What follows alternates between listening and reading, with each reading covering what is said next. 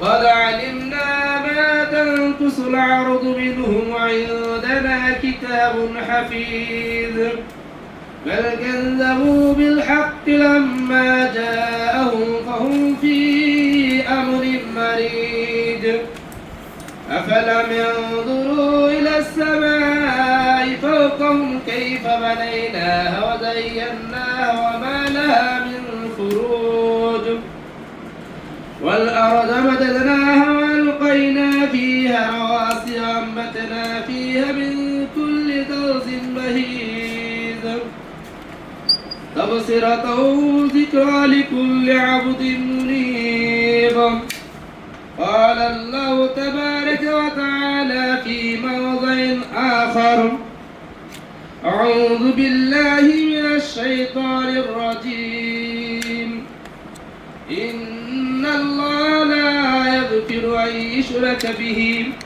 ويغفر ما دون ذلك لمن يشاء قال رسول الله صلى الله عليه وسلم من أحدث في أمرنا هذا ما ليس منه فهو رد সমস্ত প্রশংসা সমস্ত গুণগান সেই মহিয়ান গরিয়ান মহান রব্বুল আলামিনের জন্য যে মহান রব্বুল আলামিনের অশেষ অনুগ্রহে তার অসংখ্য বান্দার মধ্য থেকে আমরা নির্বাচিত কিছু বান্দা তার সন্তুষ্টি অর্জনের লক্ষ্যে তার এই দরবারে উপস্থিত হতে পেরেছি সেই মহান রব্বুল আলামিনের দরবারে দাঁড়ায় লাখ কোটি সিজদায় শুকর সকলে বলি আলহামদুলিল্লাহ দরুদ ও সালাম বর্ষিত হোক বিশ্ব মানবতার মুক্তিদূত দুজাহানের সর্দার যে নবীর জীবনী অনুকরণ করতে আমরা সকলেই বাধ্য কারণ যে নবীর জীবনী অনুকরণ করার জন্য স্বয়ং রব্বুল আলামিন আপনাকে আমাকে নির্দেশ করে বলেছেন ওয়ামা আতাকুমুর রাসূলু ফাখুযুহু ওয়ামা নাহাকুম আনহু ফান্তাহু রাসূল সাল্লাল্লাহু আলাইহি সাল্লাম তোমাদেরকে যা দেয় তা তোমরা গ্রহণ করো রাসূল সাল্লাল্লাহু আলাইহি সাল্লাম তোমাদেরকে যে বিষয় থেকে বিরত থাকতে বলে তা থেকে বিরত থাকো সেই নবীর উপর বর্ষিত হোক লক্ষ কোটি দরুদ ও সালাম সকলে সংক্ষিপ্ত আকারে বলি আল্লাহুম্মা সাল্লি আলাইহি আল্লাহুম্মা বারিক আলাইহি সম্মানিত মুসলিম কিরাম আজকের খুতবার সংক্ষিপ্ত বিষয় হচ্ছে সামাজিক কুসংস্কার বনাম ইসলাম আমি আপনি যদি নিজের সমাজের দিকে তাকাই তাহলে দেখতে পাই যে আমাদের সমাজে যে সকল কুসংস্কারগুলো রয়েছে এই কুসংস্কারগুলো তিনটি ভাগে বিভক্ত করা যায় প্রথম ভাগ যেটা কিছু কুসংস্কার রয়েছে যেগুলো আপনাকে আমাকে শিরকের দিকে ধাবিত করে আপনাকে আমাকে মুসলিম থেকে মুশরিকের দিকে নিয়ে যায় কিছু কুসংস্কার রয়েছে যেগুলো আপনাকে আমাকে বিদআতের দিকে নিয়ে যায় কিছু কুসংস্কার রয়েছে যেগুলো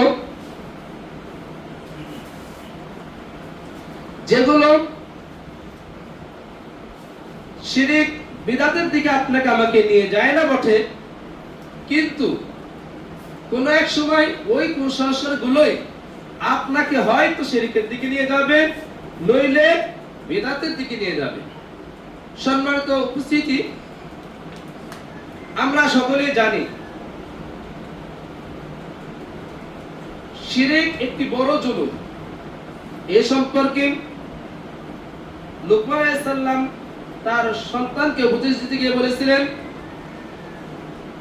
ইয়া বুনাইয়া লা তুশরিক বিল্লাহ ইন্না শিরকা লাযুলমুন আযীম হে বৎস তুমি আল্লাহর সাথে কাউকে শিরক করো না শিরক হচ্ছে সবচেয়ে বড় জুলুম আমি আপনি যদি শিরক করি তাহলে এই শিরকের গুনাহ আল্লাহ রাব্বুল আলামিন আপনাকে আমাকে ক্ষমা করবেন না এই শিরকের গুনার বিষয়ে ক্ষমা করবেন না, এই বিষয়ে একই ধরনের আয়াত আল্লাহ রাব্বুল আলামিন সূরা নিসা 2 বার নিয়ে এসেছেন।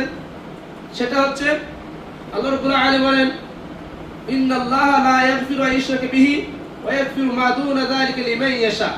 এইটুকু একই ভাবে 2 বার এসেছে যে নিশ্চয় আল্লাহ রাব্বুল আলামিন শিরকের গুনাহকে ক্ষমা করে দেন না, শিরকের গুনাহ ব্যতীত অন্যান্য গুনাহ আল্লাহ রাব্বুল আলামিন যাকে ইচ্ছা তাকে ক্ষমা করে দেন। আমি আপনি বিশেষ করে আপনার আমার সমাজে যে কুসংস্কারগুলো চলছে, এই কুসংস্কারগুলো সম্পর্কে যদি সচেতন না থাকি, তাহলে আগেই বলেছি যে আপনাকে হয় মুশরিকের দিকে নিয়ে যাবে, নইলে বিদআতের দিকে নিয়ে যাবে। এ সম্পর্কে আল্লাহ রাব্বুল আলামিন তিনি তার পবিত্র কোরআনে ঘোষণা দিয়েছেন, ওয়ামা ইউমিনু আকসারুহুম বিল্লাহি ইল্লা ওয়া হুম মুশরিকুন। যে মানুষের ভিতর এমন কিছু অধিকাংশ মানুষ রয়েছে যারা আল্লাহর ব্যাপারে ঈমান আনে, যাদের বিশ্বাস আল্লাহর প্রতি রয়েছে, কিন্তু তারা মুশরিক। আল্লাহর প্রতি ঈমান আনা সত্ত্বেও তারা মুশরিক। আমি আপনি যদি এই শিরকিয়াতের কাজও না করে এই কুসংস্কারগুলোর সাথে জড়িয়ে থাকি, তাহলে আপনার আমার কাজ বিদআতের সাথে জড়ে যায়। আর বিদআতের সম্পর্কে বিস্তারিত আলোচনা আপনার মসজিদে নিয়মিত যেহেতু বিষয় ভিত্তিক আলোচনা হয়, আপনারা জেনেছেন যে যে কোনো বিদআতি হোক না কেন, যে কোনো বিদআতি হোক, মা আয়েশা রাদিয়াল্লাহু তাআলা আনহা থেকে বর্ণিত, তিনি বলেছেন, মান আহদাসা ফি আমরিনা হাযা মা লাইসা মিনহু ফাহুয়া রাদ্দুন। আমাদের এই ধর্মে, আমাদের এই ইসলামে কোন বিষয় যদি কেউ নতুন নিয়ে আসে, নতুন কোন বিষয়ের আবির্ভাব ঘটায়, তাহলে তা পরিত্যাজ্য। সম্মানিত উপস্থিতি, আপনি আমি যেহেতু একজন মুসলিম, মুমিন, মুত্তাকি, সেহেতু আপনাকে আমাকে এই সামাজিক কুসংস্কার সম্পর্কে অবশ্যই জানতে হবে এবং এই বিষয়গুলো নিয়ে সচেতন থাকতে হবে। আল্লাহ রাব্বুল আলামিন আমাকে যদি তৌফিক দান করেন, তাহলে এই বিষয়ে দুই একটি কথা বলেই আজকের এই সংক্ষিপ্ত খুতবাকে শেষ করব ইনশাআল্লাহ। ওয়া মা তৌফিকি ইল্লা বিল্লাহি আলাইহি তাওয়াক্কালতু ওয়া ইলাইহি উনীব। সম্মানিত উপস্থিতি, আমি আপনি এই যে সামাজিক কুসংস্কার যেগুলোই আর রয়েছে, হয়তো যেগুলো সরাসরি শিরক নয়, বিদআত নয়, তাহলে সেই কুসংস্কারগুলো ছাড়বো কেন, যে কুসংস্কারগুলো কিছুই প্রমাণ হয় না, এরকম যদি বলেন, তাহলে এই বিষয়েও আপনাকে আমাকে আপনার আমার প্রিয় হাবিব রাসূল সাল্লাল্লাহু আলাইহি সাল্লাম আগেই সতর্ক করে বলে দিয়েছেন, দা মা ইউরিবুক ইলা মা লা ইউরিবুক। যে বিষয় তোমাকে সন্দেহের দিকে পতিত করে, সেই বিষয়কে সন্দেহমুক্ত না হওয়া পর্যন্ত এই কাজকে ছেড়ে দাও। অন্যথা আল্লাহ রাসূল সাল্লাল্লাহু আলাইহি সাল্লাম বলেছেন, মিন হুসনি ইসলামিল মারই তারকুহু মা লা ইয়ানিহি। ইসলামের যে একজন ব্যক্তি, ইসলামী ব্যক্তিত্বের একটা ব্যক্তিত্ব হচ্ছে যে বিষয় তার কাজে লাগবে না, ওই সকল বিষয় থেকে সে নিজেকে বিরত রাখবে। সম্মানিত উপস্থিতি, এবার আসুন আপনার আমার সমাজে কি ধরনের কুসংস্কারগুলো হয়ে থাকে। আপনার আমার সমাজে যে কুসংস্কারগুলো হয়, সেগুলো যেমন ইবাদত কেন্দ্রিক। ইবাদত কেন্দ্রিক অর্থাৎ যে কাজগুলো করে আমরা সওয়াব অর্জন করতে চাই, আল্লাহর সন্তুষ্টি অর্জন করার জন্যই অনেক কাজ করে থাকি, অথচ ইবাদতের সংজ্ঞা দিতে গিয়ে ইমাম ইবনে তাইমিয়া রাহমাতুল্লাহ আলাইহি তিনি বলেছেন যে ওয়া মা ইবাদু, যে আল্লাহ রাব্বুল আলামিন যে কাজগুলোকে পছন্দ করেন এবং যে কাজে সন্তুষ্ট, এই ধরনের কাজ এবং কথাগুলো বাস্তবায়ন করার নাম হচ্ছে ইবাদত। আর আমি আপনি যদি এমন কোনো কাজ করি যেগুলো কোরআন ও সহিহ সুন্নাহয় না পাওয়া না যায়, তাহলে কিন্তু ওগুলো আমাদের ইবাদত হবে না। আসুন আমরা ইবাদত কেন্দ্রিক যে আমাদের সমাজে কুসংস্কারগুলো রয়েছে তার কিছু আপনাদের সামনে উল্লেখ করছি। তার ভিতর আপনার আমার সমাজে, বিশেষ করে বাংলাদেশের সমাজে যে বিষয়গুলো বেশি পাওয়া যায়, যেমন কবরে সিজদা করা অথবা মাথা নত করা, কবরের উদ্দেশ্যে মানত করা, কবরকে চাদর দেওয়া, কোন নির্দিষ্ট পীরের নামে বা তার কাছে সান্নিধ্য অর্জন করার জন্য তার কাছে গিয়ে জিকির করলে আপনার আমার গুনাহ মাফ হয়ে যাবে এরকম মনে করা, পীর ওলিদের নামে পশু জবাই করা, মাজারে টাকা সুরে মানত করা, দরগা ঘিরে তাওয়াফ করা, মাজারের গাছের পাতা খেলে রোগ সারে এমন বিশ্বাস করা, এই ধরনের যেগুলো কাজ রয়েছে, এই সকল কাজগুলো সরাসরি আপনাকে আমাকে শিরকে পতিত করে দেয়। কারণ আপনি আমি একজন মুসলিম, একজন মুত্তাকি, আপনার আমার কাজ হচ্ছে একমাত্র শুধুমাত্র আল্লাহ রাব্বুল আলামিনের জন্যই আপনার আমার সাজদা হবে, আপনি আমি আল্লাহকেই সাজদা করব, আপনার আমার কুরবানি আল্লাহর জন্য হবে, আপনার আমার মানত আল্লাহর জন্যই হবে। কারণ আল্লাহ রাব্বুল আলামিন তার প্রিয় হাবিব মুহাম্মদ সাল্লাল্লাহু আলাইহি সাল্লামকে বলেছেন, হে নবী আপনি বলুন, কুল ইন্না সালাতি ওয়া নুসুকি ওয়া মাহইয়ায়া ওয়া মামাতি লিল্লাহি রাব্বিল আলামিন। হে নবী আপনি বলে দিন, নিশ্চয় আমার সালাত, আমার কুরবানি, আমার জীবন, আমার মরণ সব আল্লাহ রাব্বুল আলামিনের জন্য। কিন্তু আমি আপনি যদি এমন কাজ করি যে কাজগুলো পবিত্র কোরআন ও সহিহ সুন্নাহয় নেই, বরং সেই কাজগুলো ছিল আল্লাহর জন্য করা, অর্থাৎ সাজদা করতে হয় আল্লাহর কাছে, চাইতে হবে আল্লাহর কাছে, কুরবানি করতে হবে আল্লাহর জন্য, এই ধরনের কাজগুলো যদি আমি আপনি একজন মুসলিম হয়ে করি, তাহলে আল্লাহ রাব্বুল আলামিন আগেই যে ঘোষণা দিয়েছিলেন যে অধিকাংশ মানুষ ঈমান আনা সত্ত্বেও মুশরিক, আপনি আমি ঈমান এনেও আপনি আমি মুশরিক হয়ে যাব। এছাড়াও আপনার আমার সমাজে ইবাদত কেন্দ্রিক আরো যে কুসংস্কারগুলো রয়েছে, যেমন সূরা ইয়াসিন নির্দিষ্ট বার পড়লে সমস্যা দূর হয়ে যাবে, ঘরে কোরআন খোলা রেখে দিলে শয়তান ঢুকবে না, নির্দিষ্ট রাতে বিশেষ নামাজ বাধ্যতামূলক মনে করা, যেমন শবে বরাতে নির্দিষ্টভাবে 100 রাকাত নামাজ পড়া, শবে মেরাজ যে নির্দিষ্ট কিছু নামাজ দোয়া পড়া, এই ধরনের নিজেই পবিত্র কোরআন ও সহিহ সুন্নাহয় নেই, নিজেই বানিয়ে নিয়ে কিছু ইবাদত নিজের জন্য বাধ্যতামূলক মনে করা। অনুরূপভাবে মুহররম মাসে এবং শবে বরাতের রাতে না জাগলে গুনাহ হবে,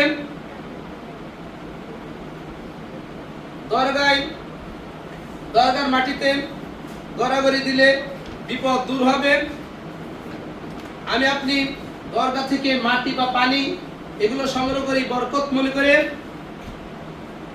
অনুরূপভাবে মক্কায় যখন হজ করতে যাই, হজ করার সময় যেহেতু আমরা সবসময় বলে থাকি মক্কা পবিত্র ভূমি, অবশ্যই পবিত্র ভূমি, এই জন্য সেখান থেকে আমরা বালু, পাথর ইত্যাদি বরকত মনে করে সংগ্রহ করে নিয়ে এসে তাকে বরকতের জন্য যে কাজগুলো করা, এই ধরনের কাজগুলো করে থাকি। অনুরূপভাবে শুক্রবারে কোরআন না পড়লে জীবনে অশান্তি আসবে। সম্মানিত উপস্থিতি, বলছিলাম যে এই ধরনের যেগুলো ইবাদত যেটার জন্য নির্ধারিত আমরা ওটার জন্য করব, কিন্তু আমি আপনি কোরআন সুন্নাহ থেকে পাইলাম না, কিন্তু ওই ধরনের জিনিস নিয়ে এসে নিজের জন্য বরকত মনে করব।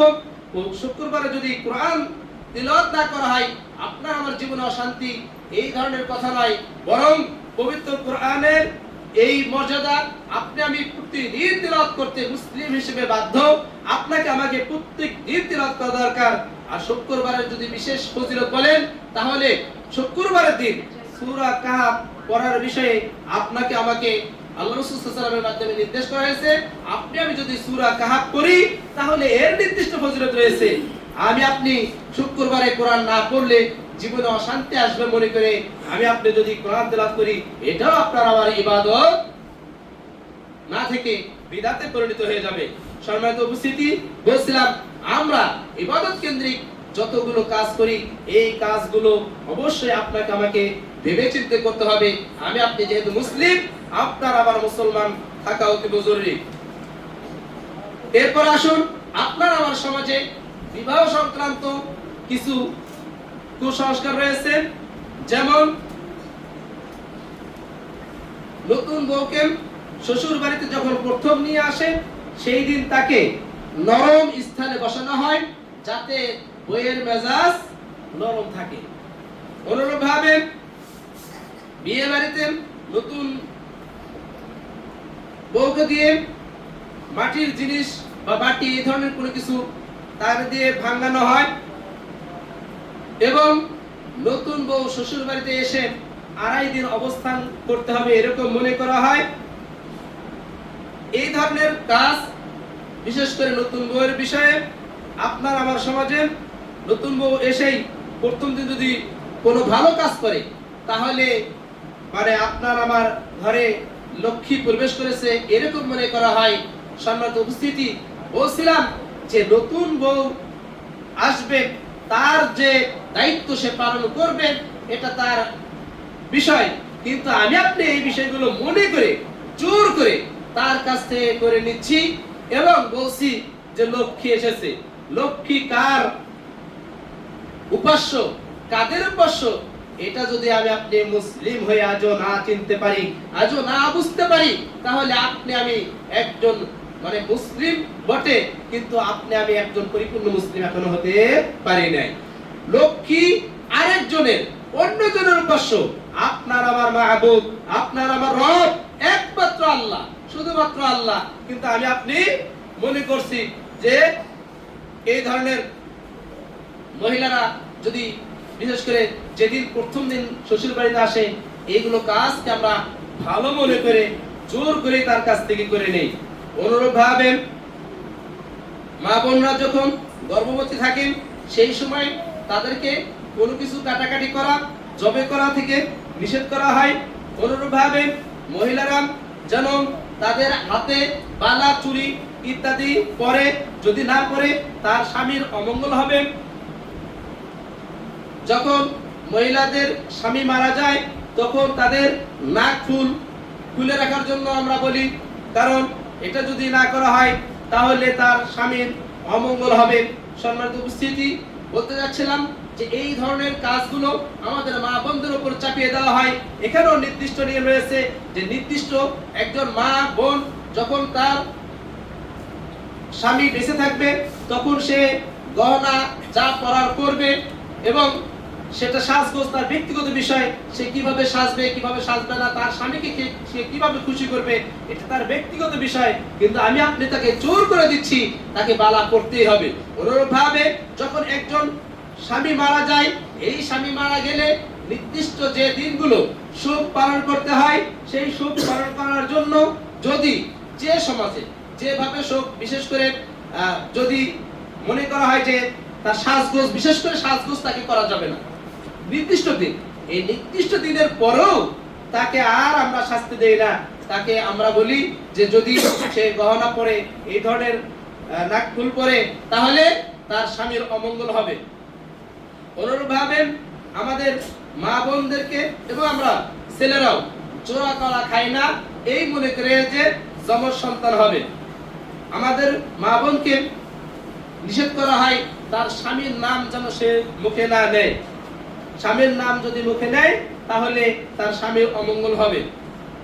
অনুরূপভাবে বিধবা নারীদেরকে সাদা কাপড় পরিধান করার জন্য আমরা অনেক সময় জোর করি, বলি সাদা কাপড়, বিধবা মহিলা মানে সাদা কাপড় পরতে হবে। সূর্য চন্দ্র গ্রহণের দিন গর্ভবতী মা বোনকে আমরা বাহিরে বের হতে দেই না। এই বিষয়ে আমি আপনি যদি কোরআন সুন্নাহ ঘাঁটি তাহলে বিশেষ করে সূর্যগ্রহণ, চন্দ্রগ্রহণ, সালাতুল কুসুফ, সালাতুল খুসুফ, এইভাবে আপনাকে আমাকে পবিত্র কোরআন সুন্নাহয় বলে দেওয়া হয়েছে চন্দ্রগ্রহণের দিন, সূর্যগ্রহণের দিন নির্দিষ্ট একটি নামাজ রয়েছে, যে নামাজ নির্দিষ্ট পদ্ধতিতে পড়ে আল্লাহর কাছে কায়মুল বাক্যে ক্ষমা প্রার্থনা করতে হবে। আল্লাহ রাসূল সাল্লাল্লাহু আলাইহি সাল্লাম আপনাকে আমাকে এই বিষয় শিখিয়ে দিয়েছেন যে ওই দিন আমি আপনি মুসলিম, আপনাকে আমাকে আল্লাহর কাছে সালাতুল কুসুফ করে মাপ চাইতে হবে, ক্ষমা চাইতে হবে। কিন্তু আমি আপনি নিজের মা বোনদেরকে, বিশেষ করে গর্ভবতী মা বোনদেরকে আমরা ওই দিন বাড়ির বাইরে বের হতে দেই না। সম্মানিত উপস্থিতি, অথচ কোরআন সুন্নাহ আপনাকে আমাকে বারবার যে বিশেষ করে চন্দ্রগ্রহণ এবং সূর্যগ্রহণের দিন যে বিষয়টি বলা হয়েছে যে আল্লাহর কাছে ক্ষমা চাইতে হবে, আমরা ওই দিন এই কাজটা করি না। আলহামদুলিল্লাহ, আমাদের অনেক নবীন ভাইয়েরা তারা এই সালাতুল কুসুফের বিভিন্ন জায়গায় ব্যবস্থা করে। আগে শুধু আলেমদের ভিতরে ছিল, এখন আলহামদুলিল্লাহ সাধারণ যারা ভাই তারাও বিভিন্ন জায়গায় এর ব্যবস্থা করে থাকেন। কিন্তু এটাই ছিল আপনার আমার জন্য সুন্নাহ যে সালাতুল কুসুফের ব্যবস্থা করা। কিন্তু তা না করে আমরা মা বোনদের উপর চাপিয়ে দিছি, তুমি ঘর থেকে বের হবে না, ঘর থেকে বের হলে তোমার সন্তানের ক্ষতি হবে। এরপর আসুন, আপনার আমার সমাজে শিশু সংক্রান্ত অনেক কুসংস্কার রয়েছে। যেমন নবজাতক শিশুকে জিনের অশুভ দৃষ্টি থেকে বাঁচার জন্য আমরা তার কান ছিদ্র করে দিয়ে থাকি, যেটা আমাদের বগুড়া এলাকায় বলা হয় যে যে মায়ের সন্তান টিকে না, বারবার মারা যায়, হওয়ার পরে মারা যায়, সেই মায়ের সন্তান যখনই হয় হওয়ার সাথে সাথে তার কান ছিদ্র করে দেওয়া হয়। আপনাদের এই এলাকা আছে কিনা আমার জানা নেই, যে বলছিলাম যে কানকে ছিদ্র করে দেওয়া হয় অনুরূপভাবে যাতে জিনের অশুভ দৃষ্টি না লাগে, তার জন্য ওই বাচ্চার বালিশের নিচে জুতার একটা টুকরা রেখে দেওয়া হয়। অনুরূপভাবে জিনের বা খারাপ অশুভ দৃষ্টি থেকে বাঁচানোর জন্য আমরা শিশু বাচ্চাকে নির্দিষ্ট 7 দিনের দিন তাকে মাথা মুন্ডায় দিতে হয়, মাথা নেড়ে করে দিতে হয়। আমরা ওই দিন মাথা নেড়ে না করে দিয়ে রেখে দেই, যাতে বাচ্চাকে অসুন্দর লাগে, অসুন্দর লাগলে তাহলে আর অশুভ কিছু লাগবে না। এবং ওই শিশু বাচ্চার শিওরে আমরা অনেক সময় মুরা, ঝাড়ু এবং ম্যাচ, এই ধরনের লোহা, এই ধরনের জিনিস ওই শিশু বাচ্চার কাছে রেখে দেই। এবং অনেক সময় দেখা যায় যে অনেক মা বোন তৌরজালের ভিতর, আমার নিজ চোখে দেখা যে তৌরজালের ভিতর বসে কয়েকদিন বসে থাকে, যাতে অশুভ দৃষ্টি তার উপর নজর দিতে না পারে, তাকে যেন কোনো ক্ষতি করতে না পারে। এই জন্য বাচ্চাকে কয়েকদিন একাধারে তৌরজালের ভিতর রেখে দেয়। অনুরূপভাবে আমাদের শিশু সন্তান নিয়ে আরো অনেক কুসংস্কার আপনার আমার সমাজে রয়েছে। এইগুলো আমি আপনি যে কাজগুলো করি, এই কাজগুলো আপনার আমার সন্তানের কল্যাণের মালিক একমাত্র আল্লাহ রাব্বুল আলামিন, আপনার আমার সন্তানের অকল্যাণের মালিক একমাত্র আল্লাহ রাব্বুল আলামিন। হয়তো একটি বিষয় সত্য, আল আইন হাক্কুন, চোখ লাগা সত্য, চোখ লাগা সত্য, এই বিষয়টাই সত্য। যার কারণে একটা বাচ্চাকে যখন কোনো, এমনকি এই চোখ লাগার বিষয়ে আলাদাভাবে আলোচনা করলে বিষয়টা স্পষ্ট করা যাবে যে এমনকি নিজের সন্তানকে নিজের চোখ লাগে, নিজের সন্তানকে নিজের চোখ লাগে। অতএব আপনি আমি মুসলিম, আপনাকে আমাকে একজন সন্তানকে নজর লাগতেই পারে। বিশেষ করে বিনা কারণে যদি সন্তানের জ্বর হয় বা এমন কোন রোগ হয় যে রোগের কোনো কারণ খুঁজে পাচ্ছেন না, রোগটা হালকা ছোটখাটো, তাহলে আপনি সকাল সন্ধ্যায় তাকে দোয়া করে দিন। যে দোয়াগুলো নির্দিষ্টভাবে রয়েছে, যেমন উযুকা বিকালিমাতিল্লাহি তাম্মা মিন কুল্লি শাইতানি হাম্মা ওয়া মিন কুল্লি আইনিন লাম্মা, এটা সকালে 7 বার, সন্ধ্যায় 7 বার। অনুরূপভাবে সূরা ফাতিহা, সূরা ইখলাস, সূরা নাস, সূরা ফালাক, এগুলো পড়ে বারবার পড়ে ওই সন্তানকে ফু দিলেই তার নজর কেটে যাবে। নজর লাগা সত্য, কিন্তু এই নজর লাগার জন্য আমরা অনেক সময় কালো টিপ ব্যবহার করি। কালো টিপের কি শক্তি রয়েছে? শক্তিতে একমাত্র আল্লাহর কাছে।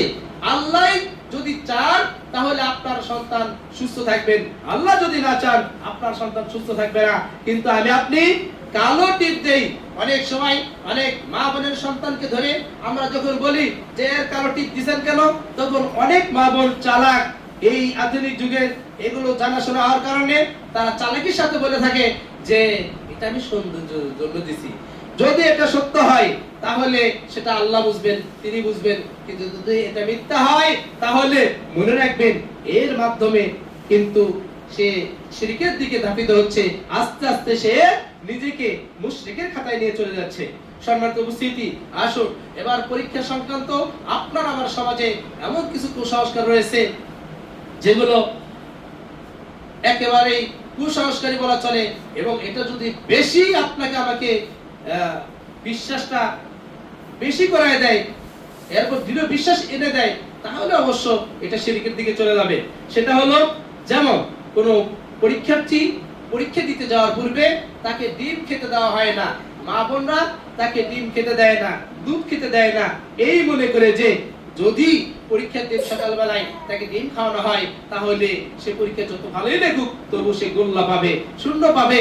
এই ভয়ে তাকে ডিম খাওয়ানো হয় না, দুধ খাওয়ানো হয় না, এই মনে করে যে যদি দুধ খাওয়ানো হয় তাহলে হয় সে পরীক্ষা গিয়ে লিখতে পারবে না, সাদা খাতা জমা দিয়ে আসবে, অথবা লেখা দিয়ে আসবে, সে লেখা বলে আবার সাদা হয়ে যাবে। নাউজুবিল্লাহ মিন যালিক। মনে হয় আমার কথা বুঝতে পারে নাই যে একজন পরীক্ষার্থী সে পরীক্ষা দিতে যাবে, তার মেধা বৃদ্ধি করার জন্য আল্লাহ রাব্বুল আলামিন আপনাকে আমাকে যে বুদ্ধি দিয়েছেন তার ভিতর হচ্ছে পুষ্টিকর খাবার তাকে দিতে হবে।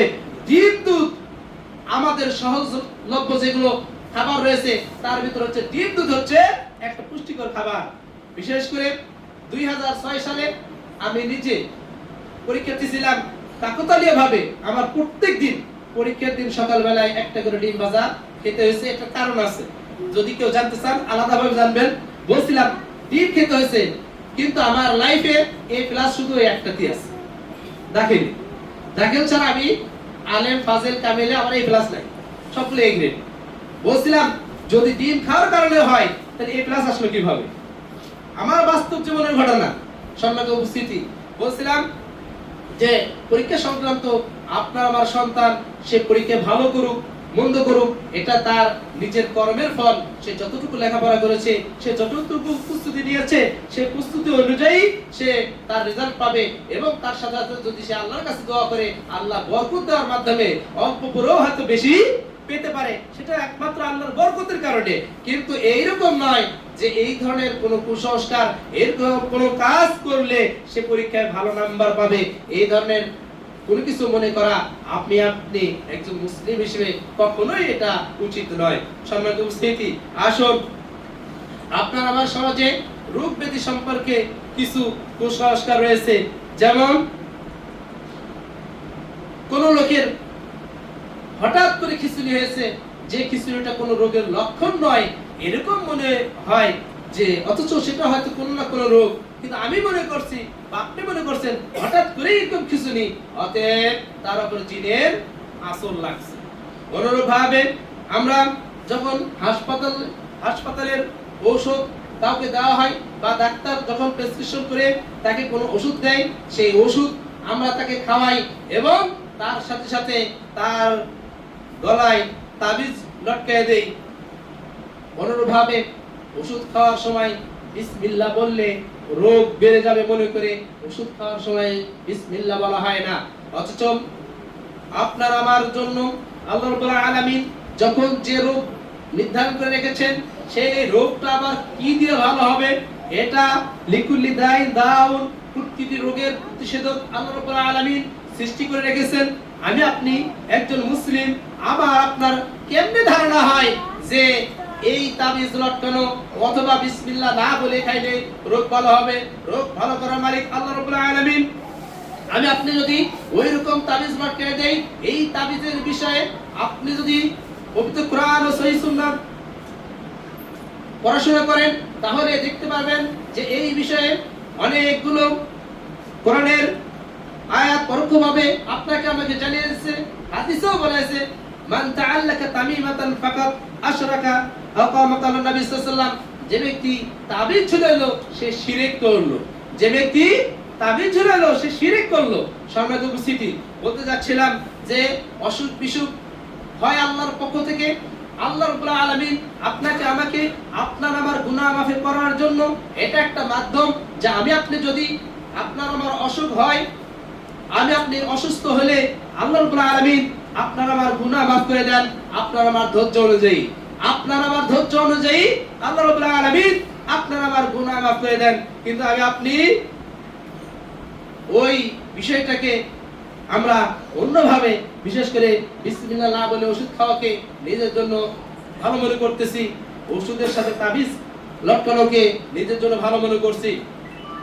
অনুরূপভাবে আপনি আমি নিজের রোগ সারাতে গিয়ে নিজের ঘরে কোরআন ঝুলিয়ে রাখি, এটা মনে করে যে কোরআন ঝুলিয়ে রাখলে এই ঘরে অশুভ দৃষ্টি এসেছে বলেই সে অসুস্থ হয়েছে, অতএব কোরআন ঝুলিয়ে রাখলে তার অশুভ দৃষ্টি দূর হয়ে যাবে।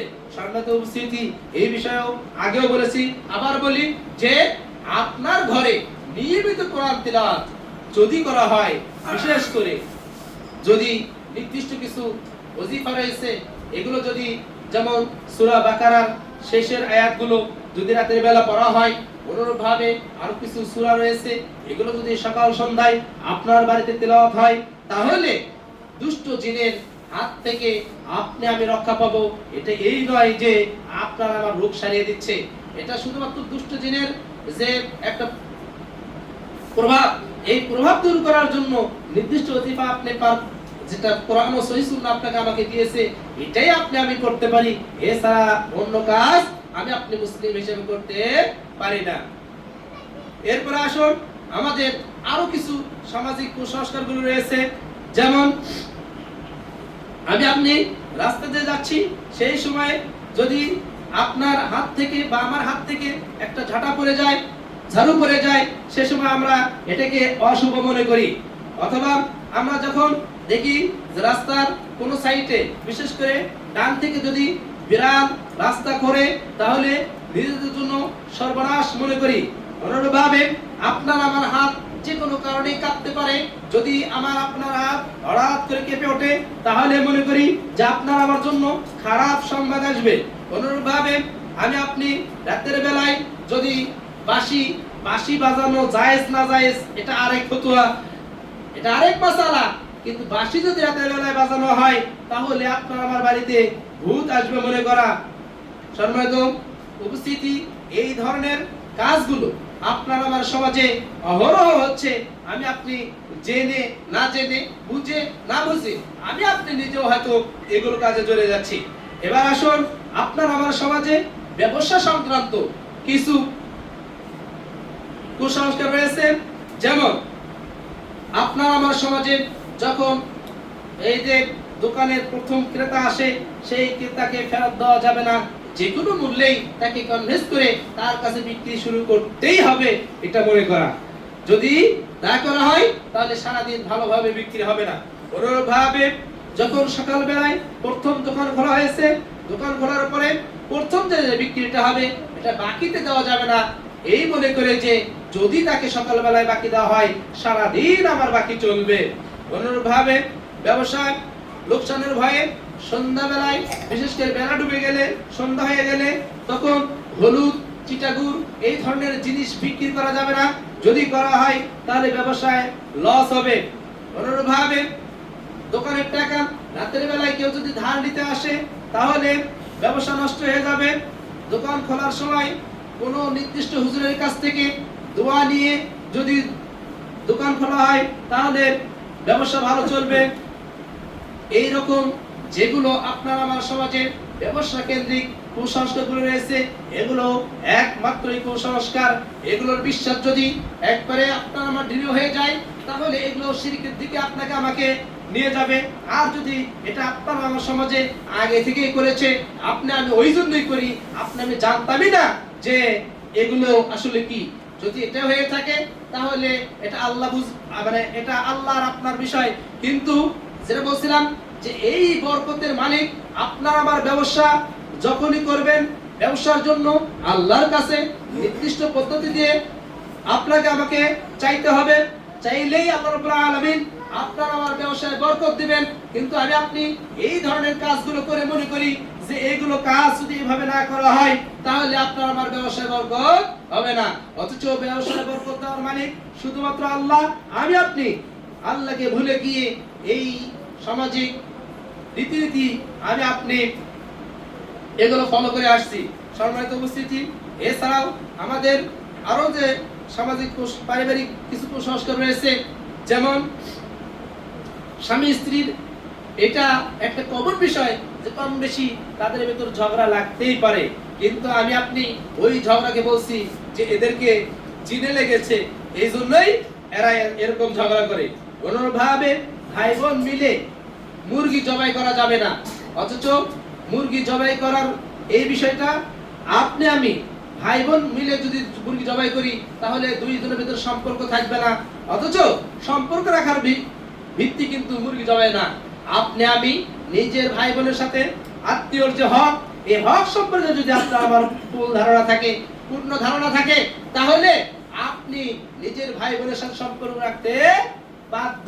কিন্তু আমি আপনি মনে করি, বিশেষ করে বর্তমান সমাজে অধিকাংশই দেখা যায় ভাই বোনের সম্পর্ক ভালো নেই, বিশেষ করে বোনের বিয়ে হয়ে গেলে আমরা তাদেরকে বঞ্চিত করি তাদের নির্দিষ্ট কিছু হক থেকে। যখন তাদেরকে নির্দিষ্ট হক থেকে বঞ্চিত করি তখনই তো দ্বন্দ্ব শুরু হয়।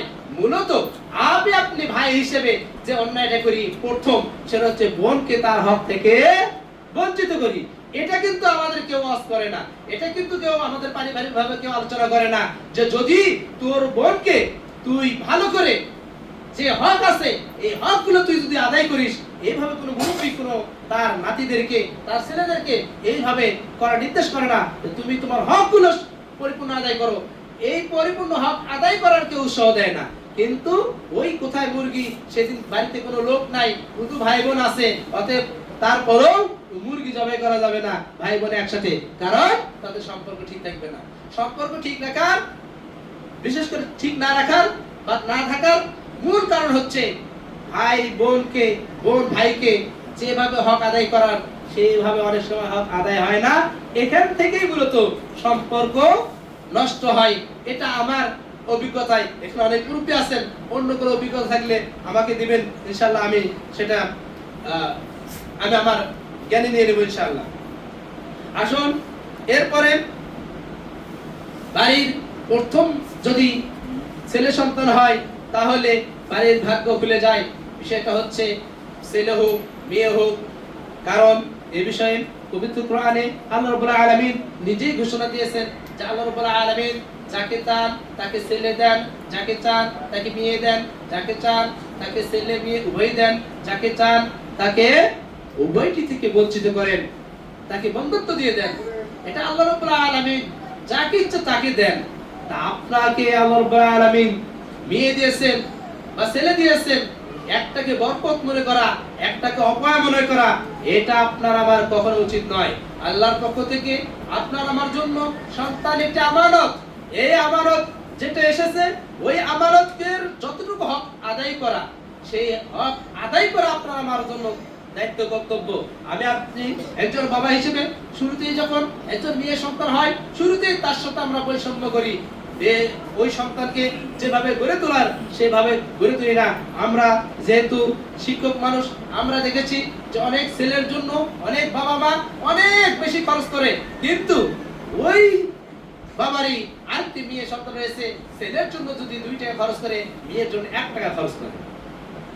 অথচ হক পাওয়ার ক্ষেত্রে, বিশেষ করে এই লালন পালনের ক্ষেত্রে যদি আমি আপনি নিজের সন্তানের জন্য খরচ করি, এটাও একটি হাদিসে স্পষ্টভাবে বলে দেওয়া হয়েছে যে 1 টাকা যদি কেউ যদি ফকিরের জন্য দান করে তাহলে 1 টাকা সওয়াব পায়, কেউ যদি 1 টাকা মিসকিনের জন্য খরচ করে তাহলে 1 টাকা সওয়াব পায়, কেউ যদি 1 টাকা গোলাম আবাদ করার জন্য খরচ করে তাহলে 1 টাকায় সওয়াব পায়, আর যদি কেউ 1 টাকা নিজ পরিবার পরিজনের জন্য খরচ করে তাহলে সওয়াবের দিক দিয়ে সে ডবল পায়।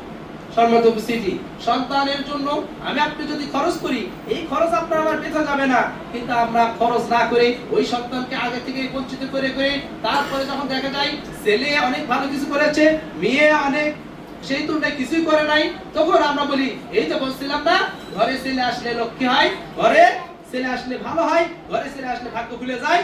এই যে হিন্দুয়ানি শব্দ লক্ষ্মী লক্ষ্মী লক্ষ্মী, সব সময় আমরা প্রত্যেকটা কথার সাথে লাগাই লক্ষ্মী, অথচ আমি আপনি মুসলিম, আপনার আমার মুখে বারবারই আসে লক্ষ্মী। সম্মানিত উপস্থিতি, বলছিলাম আমাদের সমাজে আরো অনেক কুসংস্কার যেগুলো রয়েছে, তার ভিতর আরেকটি হচ্ছে যে যখন কেউ বাড়ি থেকে বের হয়, বের হওয়ার সময় সে সদর দরজাতে বের হতে হবে, মূল দরজাতে বের হতে হবে, এটা মনে করা। যদি মূল দরজা ছাড়া অন্য দরজাতে বের হয়ে যায় তাহলে তার সফর ভালো হবে না। অনুরূপভাবে যখন কেউ বাড়িতে প্রবেশ করবে তখন সে ডান দিক দিয়ে যদি ঢোকে তাহলে তার বাড়িতে ঝামেলা হবে না, আর যদি কেউ ডান ছাড়া অন্য দিক দিয়ে ঢোকে তাহলে তার বাড়িতে ঝামেলা হবে, এরকম মনে করা। সম্মানিত উপস্থিতি, আমি আপনি এছাড়াও আরো যে কুসংস্কারগুলো রয়েছে তার ভিতরে একটা হলো যে ঘরের ভিতর কালো জাফরান কালি দিয়ে আলিফ লাম মিম লিখে রাখলে সেই ঘরে জিন ঢুকবে না মনে করা। সম্মানিত উপস্থিতি, সফরের সময়ে এবং এই যে কুসংস্কারগুলো এগুলো প্রত্যেকটা বিষয় একই, সেটা হলো যে এগুলোর মালিক হচ্ছে আল্লাহ রাব্বুল আলামিন, এই শক্তির মালিক হচ্ছে আল্লাহ রাব্বুল আলামিন। আপনি আমি ডান দিয়ে ঢুকি আর বাম দিয়ে ঢুকি, সামনে দিয়ে ঢুকি আপনি বাড়ির পিছনের দরজাতে ঢুকি, যে দরজাতে ঢুকি না কেন এগুলোর যদি বরকত থাকে, ঝামেলা হওয়া না হওয়ার বিষয় এগুলো আল্লাহর পক্ষ থেকে নির্ধারিত। যখন আপনার আমার জন্য যে দুর্যোগ নেমে আসবে, যে আপনার আমার জন্য বিপদ নেমে আসবে, এটা আগেই নির্ধারণ করা হয়েছে। অতএব আমি আপনি যখন আপনার আমার কাছে বিপদ চলে আসবে তখন আপনাকে আমাকে আল্লাহর কাছে সাহায্য প্রার্থনা করতে হবে সালাত এবং ধৈর্যের মাধ্যমে। সূরা বাকারায় এই বিষয়ে আলোচনা করা হয়েছে। যখন আপনি আমি বিপদে পড়ব তখন আল্লাহ রাব্বুল আলামিনের কাছে সালাত আদায় করার মাধ্যমে এবং ধৈর্য ধারণের মাধ্যমে সাহায্য প্রার্থনা করব, তাহলে আল্লাহ রাব্বুল আলামিন আপনাকে আমাকে এই ধরনের বিপদ আপদ থেকে রক্ষা করবেন। সম্মানিত উপস্থিতি, এবার আসুন মৃত্যু এবং ব্যক্তি সম্পর্কিত আমাদের সমাজের কুসংস্কার। যেমন আমাদের সমাজে যখন কোনো মানুষ মারা যায় তখন তার 3 দিনের দিন অথবা 7 দিনের দিন খাবারের ব্যবস্থা করতে হবে, তাহলে তার আত্মা খুশি হবে মনে করান। অনুরূপভাবে যখন কেউ মারা যায় তখন 40 দিনের দিন তার বাড়িতে খাবার ব্যবস্থা করতে হবে। যদি এই 40 দিনের দিন তথা কুলখানি না করা হয় তাহলে ওই মৃত্যুর আখিরাত নষ্ট হবে মনে করান। অনুরূপভাবে মৃত্যুর কাপড় চোপড় যেগুলো বিশেষ করে ভালো রয়েছে, ভালো কাপড়গুলো কাউকে দেওয়া যাবে না, এই মনে করে যে যদি দেওয়া হয় তাহলে অমঙ্গল হবে। অথচ কাপড়গুলো ভালো, ইউজ করার মতো ব্যবহার করতে পারবেন, এই কাপড় কাউকে দেওয়া যাবে না, দিলে অমঙ্গল হবে। অনুরূপভাবে যখন আমাদের কেউ মারা যায় তখন ওই কবরের মাটিতে হাত রেখে আমরা মানত করে থাকি। অথচ মানত এর আগেও আলোচনা করেছি এই খুতবা শুরুতেই, মানত করতে হবে আল্লাহর জন্য, আল্লাহর কাছে মানত করতে হবে। ওই কবরের মাটি ছুঁয়ে আপনাকে আমাকে মানত করার অনুমতি না আল্লাহ দিয়েছেন, না তার প্রিয় হাবিব রাসূল সাল্লাল্লাহু আলাইহি সাল্লাম দিয়েছেন। এরপরে কবরে ফুল দিলে পাপ কমে যাওয়া মনে করা। মৃত্যুর সময় ওই মৃত্যু ব্যক্তির কাছে যদি কোরআন রেখে দেওয়া হয়, মৃত্যুর পরপরই যতক্ষণ দুনিয়ায় আছে তার কাছাকাছি কোরআন রেখে দিলে তাহলে তার আযাব থেমে যায়। মৃত্যুর কানের কাছে যদি কোনো সূরা পড়া হয় তাহলে তাকে আর প্রশ্ন করা হবে না। এবং মৃত্যু ব্যক্তির জন্য কোরআন খতম অথবা খতমে সালেহা যদি না করা হয় তাহলে ওই মৃত্যুর আখিরাত নষ্ট হবে, এরকম মনে করা। এবং সওয়াবের উদ্দেশ্যে, মৃত্যুর সওয়াবের উদ্দেশ্যে বারবার সূরা ইখলাস পড়া। সম্মানিত উপস্থিতি, বলছিলাম এতক্ষণ যে বিষয়গুলো বলছিলাম এগুলো সম্পূর্ণই আপনার আমার বুঝের ভুল। কারণ আপনার আমার ভিতর থেকে যারা মারা গেছেন তাদের জন্য কি কি করতে হবে, তারা কি কি পাবে কি কি পাবে না, সেটা মুসলিমের একটি হাদিসে স্পষ্ট করে বলে দেওয়া হয়েছে। ইযা মাতাল ইনসান ইনকাতা আনহু ইল্লা মিন সালাসাতিন ইল্লা মিন সাদাকাতিন জারিয়াতিন আও ইলমিন ইনতাফাউ বিহি আও ওয়ালাদিন সালিহিন ইয়াদউ লাহু। যখন মানুষ মারা যাবে তখন তার সকল আমল বন্ধ হয়ে যাবে, শুধুমাত্র 3টি আমল ব্যতীত। 1 সাদাকা জারিয়া, 2 এমন ইলম যা এমন উপকারী ইলম যা সে নিজে শিখে অপরকে শিখিয়েছে, 3 যদি সুসন্তান রেখে যায়।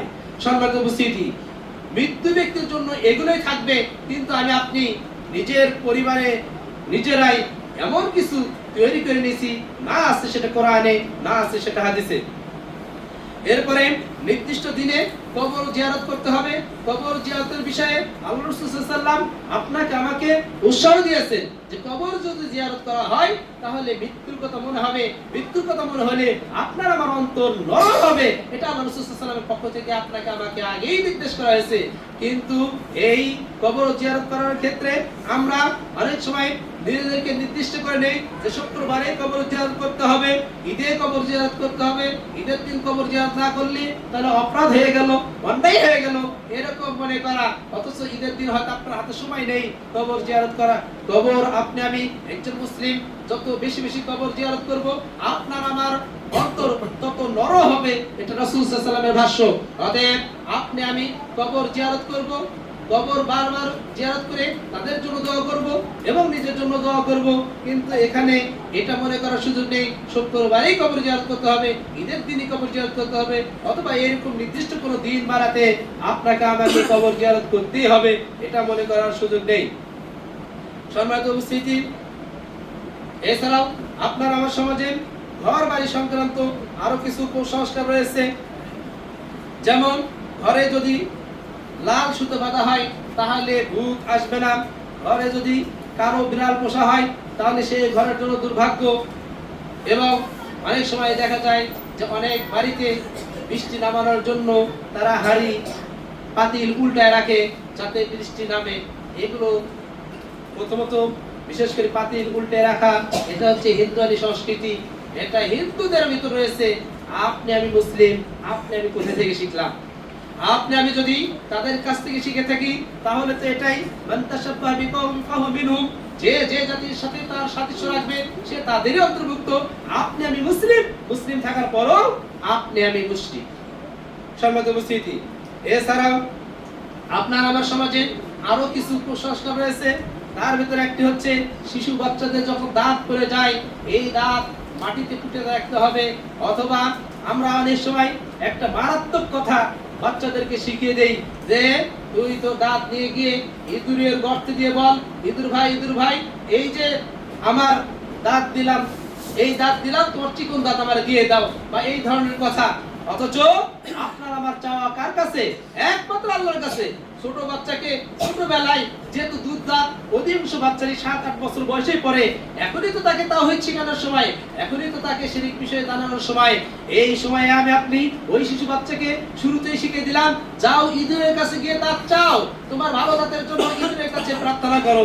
আমি আপনি নিজের সন্তানকে অনেক সময় এই ধরনের কথা শিখিয়ে দেই। এছাড়া আপনার আমার সমাজে কাক ডাকা, শকুন ডাকা, পেঁচা ডাকা, এই ধরনের কোনো কিছু যদি ডাকে এটাকে নিজেদের জন্য অশুভ মনে করা হয়। এবং আবার আপনার হাত থেকে যখন কোরআন পড়ে যায়, এই যে কোরআন, এই যেমন এটাই নিয়েছি, অথবা এখানে যদি আমি কোরআন নিতাম কোনো কারণে হাত থেকে ফসকে পড়ে গেছে, এটা অবশ্যই কোরআন আপনাকে আমাকে মুসলিম হিসেবে, মুমিন হিসেবে, মুত্তাকি হিসেবে সম্মান করতে হবে। অবশ্যই এটা বলছেন আপনি ইচ্ছা করে ফেলে দিন, কিন্তু পড়ে গেছে, ফসকে পড়ে গেছে, এই সময়ে পড়ে গেছে বলেই 2.5 কেজি চাল যদি আপনি আমি দান না করি তাহলে আপনার অমঙ্গল হবে। অনুরূপভাবে মুরগির মাথা যদি খাওয়া হয় তাহলে মৃত্যুর সময় বাবা মার পাশে থাকার সুযোগ হবে না। এটা মনে করি আমরা বাবা মা যতদিন বেঁচে থাকে ততদিন মুরগির মাথা খাই না। সম্মানিত উপস্থিতি, আমাদের অনেক সময় ডান হাত চুলকালে আমরা মনে করি টাকা আসবে, বাম হাত চুলকালে মনে করি যে বিপদ আসবে। অনেক সময় খাইতে খেতে কেউ যদি খাওয়া যদি বেশি হয়ে যায়, খাওয়া বেশি হলে এমনি ঢেকুর আসবে। এবার ঢেকুর আসার সময় একজন বলে, দেখ তোর কথা কেউ মনে হয় মনে করছে। অনুরূপভাবে যখন দুইজন গল্প করছে সেই সময় টিকটিকি যদি তার নির্দিষ্ট ভাষায় সে শব্দ করে আমরা বলি, দেখ দেখ তোর কথা ঠিক, টিকটিকি বলছে। অনুরূপভাবে আমরা কেউ যদি কারো মাথার সাথে টোকা লাগে তখন আমরা তাকে আবার ডাক দেই, এদিকে আসো, আরেকবার টোকা দাও, না দিলে মাথা ব্যথা হবে অথবা মাথায় শিং গজবে। এইরকম অনেক উল্টাপাল্টা আপনার আমার সমাজে বলা হয়। অনুরূপভাবে খাওয়ার সময় একবার ভাত নিলে ক্ষতি হবে। বিশেষ করে আমার এলাকায় এটা অনেক পেয়েছি, অনেক মুরব্বীরাই আমাকে খেতে দিয়ে মা বোন আর কি খেতে দিতে গিয়ে একবার দেওয়ার পরে যদি আরেকবার না নিতে চাইছি, তাহলে সাথে সাথে বলছে এটা তোর জন্য অকল্যাণ হবে। সরাসরি যেটা বলা হয়, যদি স্বামী হয় তাহলে স্ত্রী তার এক আঘাতেই মারা যাবে, স্ত্রী হয় তাহলে স্বামীর এক আঘাতেই ওই মহিলা মারা যাবে, মানে স্ত্রী মারা যাবে অথবা স্বামী মারা যাবে। এরকম মনে করে তারা একবার ভাত নিতে দেয় না, ডবল করে ভাত নিতে হবে, এটা বলা হয়। অনুরূপভাবে যখন কোনো বন্ধু বা কেউ অনুপস্থিত রয়েছে, তার বিষয়ে গল্প হচ্ছে, গল্প হওয়ার সময় সেই সময় সে উপস্থিত হলো, উপস্থিত হওয়ার পরে আমি আপনি মনে করি যে তাকে বলি, এই এখন তো তোমারই গল্প হচ্ছিল, আল্লাহ তোমার হায়াত অনেক বেশি দিয়েছে, অথচ আপনার আমার হায়াত বৃদ্ধি করার জন্য সেটা হচ্ছে আত্মীয়তার সম্পর্ক বজায় রাখলে আপনার আমার হায়াত বৃদ্ধি পাবে, এটা আমরা হাদিস থেকে পাই। কিন্তু আমি আপনি বলি যে যার গল্প করা হয় তার নাকি হায়াত বৃদ্ধি করা হয়। সম্মানিত উপস্থিতি, যেটা বলছিলাম এতক্ষণ যা বলছিলাম সেটা হচ্ছে আমাদের সমাজের কুসংস্কার। এই কুসংস্কার যদি আপনার আমার সমাজে ঢুকে পড়ে, তাহলে আপনাকে আমাকে অজ্ঞতার দিকে আস্তে আস্তে ঠেলে দেয়। আমি আপনি যদি এই কুসংস্কার থেকে নিজেকে রক্ষা করতে চাই, তাহলে আপনার আমার জন্য জরুরি হচ্ছে পবিত্র কোরআন ও সহিহ সুন্নাহ বেশি বেশি অধ্যয়ন করা, বিশেষ করে তাওহীদের আলোচনা, শিরকের আলোচনা, বিদআতের আলোচনা বেশি বেশি শোনা এবং এই বিষয়ে বেশি বেশি লেখাপড়া করা। সম্মানিত উপস্থিতি, আমি আপনি এই যে আপনার আমার সমাজে যে কুসংস্কারগুলো রয়েছে, এগুলো যখন আপনার আমার সমাজে দাওয়াতি কাজ করতে যাই, তখন আপনার আমার সমাজের লোক কি উত্তর দেয় সেটা আল্লাহ রাব্বুল আলামিন আগেই বলে দিয়েছেন, যে আপনি আমি যখন নিজের সমাজে এই দাওয়াতি কাজগুলো করতে যাই, তখন আপনার আমার সমাজের লোকগুলো যে উত্তর দেয়, যেটা আল্লাহ রাব্বুল আলামিন আগেই বলে দিয়েছেন। আল্লাহ রাব্বুল আলামিন ওয়া ইযা কিলা লাহুম ইত্তাবিউ মা আনসালাল্লাহ, যখন তাদেরকে বলা হয় যে তোমরা আল্লাহ রাব্বুল আলামিন তোমাদের জন্য যা অবতীর্ণ করেছে তোমরা তার অনুকরণ করো, তখন তারা বলে قالوا بل نتبع ما ألفينا عليه آباءنا, তখন তারা বলে যে বরং আমরা অনুকরণ করব যার উপর পেয়েছি আমার বাপ দাদাদেরকে। আওয়ালাম কানু আবাউহুম লা ইয়াকিলুনা শাইআন ওয়া লা ইহতাদুন, যদিও তাদের বাপ দাদারা এই বিষয়ে তারা জানতো না, বুঝতো না এবং এই বিষয়ে তারা সৎপথ প্রাপ্ত ছিল না, তারপরেও তারা বলবে এই কাজগুলো করি আমাদের বাপ দাদাদেরকে পেয়ে। সম্মানিত উপস্থিতি, আপনার আমার কল্যাণ অকল্যাণ কোনটা কি এটা যদি নির্ধারিত হতো, তাহলে আল্লাহ রাসূল সাল্লাল্লাহু আলাইহি ওয়াসাল্লাম তিনি নিজেই যে বিষয়ে বলেছেন সেই বিষয়টি আল্লাহ রাব্বুল আলামিনের ভাষায় আল্লাহ রাব্বুল আলামিন বলেন যে হে নবী আপনি বলে দিন, কুল লা আমলিকু লিনাফসি নাফআন ওয়ালা জাররান, আমি আমার নফসের জন্য নিজের জন্য কোনো কল্যাণ অকল্যাণের মালিক নই, ইল্লা মা শা আল্লাহ, কিন্তু আল্লাহ রাব্বুল আলামিন আমাকে যেভাবে কল্যাণ দেয় যেভাবে অকল্যাণ দেয় সেটাই। আল্লাহ রাসূল সাল্লাল্লাহু আলাইহি ওয়াসাল্লামকে আল্লাহ রাব্বুল আলামিন আরো শিখিয়ে দিচ্ছেন, ওয়ালাউ কুনতু আ'লামুল গায়বা লাস্তাকসারতু মিনাল খায়র, যে আমি যদি গায়েব সম্পর্কে জানতাম তাহলে বেছে বেছে কল্যাণগুলো নিতাম। আল্লাহ রাসূল সাল্লাল্লাহু আলাইহি ওয়াসাল্লাম বলেছেন যে আমি যদি গায়েব সম্পর্কে জানতাম তাহলে বেছে বেছে কল্যাণগুলো নিতাম। এবং আমাকে অকল্যাণ স্পর্শ করতো না, আমি সবসময় কল্যাণগুলো পেতাম। সম্মানিত উপস্থিতি, এরপর আল্লাহ রাসূল সাল্লাল্লাহু আলাইহি ওয়াসাল্লাম বলেন, ইন আনা ইল্লা নাযীরুন ওয়া বাশীরুন লিকাওমিন ইউমিনুন, যে আমি শুধুমাত্র যারা মুমিন, যারা আল্লাহর উপর ঈমান আনে তাদের জন্য আমি সতর্ককারী, সুসংবাদ দানকারী। সম্মানিত উপস্থিতি, পরিশেষে আরেকটি আয়াত বলি আজকের খুতবা এখানে শেষ করছি, সেটা হলো যে আমরা এই যে আল্লাহ ছাড়া অন্য যাদেরকে ডাকি, যাদেরকে আমরা আহ্বান করি, এই উপাস্যগুলো এগুলো কিন্তু সত্য উপাস্য নয়, কারণ লা ইলাহা ইল্লাল্লাহ এর অনুবাদ হচ্ছে লা মা'বুদা বিহাক্কিন ইল্লাল্লাহ, যে আল্লাহ ছাড়া সত্য কোনো মাবুদ নেই, মাবুদের দাবি করতে পারে এই আমরা যারা আল্লাহ ছাড়া অন্য যার কাছে আমরা যা কিছু বলি তারা এর উত্তর দিতে পারে না, এ সম্পর্কে তারা কোনো কিছু জানেও না। আল্লাহ রাব্বুল আলামিন তার পবিত্র কোরআনে এই বিষয়ে ঘোষণা দিয়েছেন, ওমান আযাল্লু মিম্মান ইয়াদউ মিন দুনিল্লাহি মান লা ইস্তাজিবু লাহু ইলা ইয়াউমিল কিয়ামাহ, তার চাইতে অধিক বিভ্রান্ত কে আছে যে ব্যক্তি আল্লাহ ছাড়া অন্যকে ডাকে অথচ তার ডাকে তারা কিয়ামত পর্যন্ত জবাব দিতে পারবে না। ওহুম আন দুআইহিম গাফিলুন, আর তারা তাদের দোয়া সম্পর্কে উদাসীন। এই উপাস্য যেটা আল্লাহ ছাড়া আমরা যার কাছে যেটা মনে করি, এগুলো সব কিছুই আপনাকে আমাকে আস্তে আস্তে শিরকের দিকে, বিদআতের দিকে ধাবিত করে। অতএব আসুন আপনার আমার সমাজে যে কুসংস্কারগুলো রয়েছে, এই কুসংস্কারগুলো সম্পর্কে আমি আপনি সচেতন হই। কারণ আপনার আমার হায়াতের মালিক হচ্ছে আল্লাহ, আপনার ভালো মন্দ করার মালিক হচ্ছে আল্লাহ, আপনার আমার কল্যাণের মালিক হচ্ছে আল্লাহ। আপনার আমার যদি কোনো অসুখ বিসুখ সহ আরো কোনো বিপদ আপদ দেন, এগুলো আল্লাহ রাব্বুল আলামিন আপনাকে আমাকে দেন পরীক্ষা স্বরূপ। অতএব এই পরীক্ষার সময়ে আপনি আমি একজন বান্দা হিসেবে তার কাছেই আমরা চাবো, আল্লাহ তুমি আমাকে রোগ দিয়েছো, তুমি আমার রোগ থেকে মুক্তি দান করো। আল্লাহ তুমি আমাকে বিপদ দিয়েছো, তুমি আমাকে বিপদ থেকে উদ্ধার করো। আল্লাহ তুমি আমার সন্তান দিয়েছো, তুমি আমার সন্তানের কল্যাণ দান করো। এইভাবে আমি আপনি নিয়মিত যদি আল্লাহর কাছে দোয়া করি, তাহলে আল্লাহ রাব্বুল আলামিন আপনার আমার সকল বিপদ আপদ থেকে আপনাকে আমাকে উদ্ধার করবেন। কিন্তু আমি আপনি যদি আল্লাহ ছাড়া অন্য কারো কাছে চাই, আপনার আমার চাওয়া পাওয়া যদি আল্লাহ ছাড়া অন্য কারোর জন্য হয়, তাহলে আমি আপনি একজন মুসলিম দাবি করা সত্ত্বেও মুশরিক হয়ে যাব। আমি আপনি একজন মুসলিম, একজন মুমিন দাবি করা সত্ত্বেও আমি আপনি মুশরিক হয়ে যাব। আপনার আমার দাবি শুধু দাবি থাকবে, যেটা আল্লাহ রাব্বুল আলামিনের ভাষায় যে অধিকাংশ লোক ঈমান আনা সত্ত্বেও মুশরিক। আপনি আমি যদি কোরআন হাদিস না জেনে, নিজের বাপ দাদা অনেক কিছু জানতো না, সেই আমলের উপর চলার চেষ্টা করি, এখন কোরআন হাদিস আপনার আমার কাছে চলে এসেছে, আপনি আমি মুসলিম, আপনি আমি যখন কোরআন হাদিস পাবো সেই অনুযায়ী নিজেকে চলাবো ইনশাআল্লাহ। আল্লাহ রাব্বুল আলামিন আপনাকে আমাকে পবিত্র কোরআন ও সহিহ সুন্নাহ অনুযায়ী চলার তৌফিক দান করুন, সকলে বলি আল্লাহুম্মা আমিন। আল্লাহ রাব্বুল আলামিন আপনাকে আমাকে যে কোনো অবস্থায় থাকে না কেন, আমরা যেন মুসলিম অবস্থায় এই দুনিয়ার বুকে থাকতে পারি। যখন আল্লাহর কাছে যাব তখন যেন আমরা মুমিন হিসেবে আল্লাহর কাছে যেতে পারি। আল্লাহ রাব্বুল আলামিন আমাদের সেই তৌফিক দান করুন। এই বলে আমি আমার সংক্ষিপ্ত খুতবা এখানে শেষ করছি। ওয়া আখিরু দাওয়ানা আলহামদুলিল্লাহি রাব্বিল আলামিন।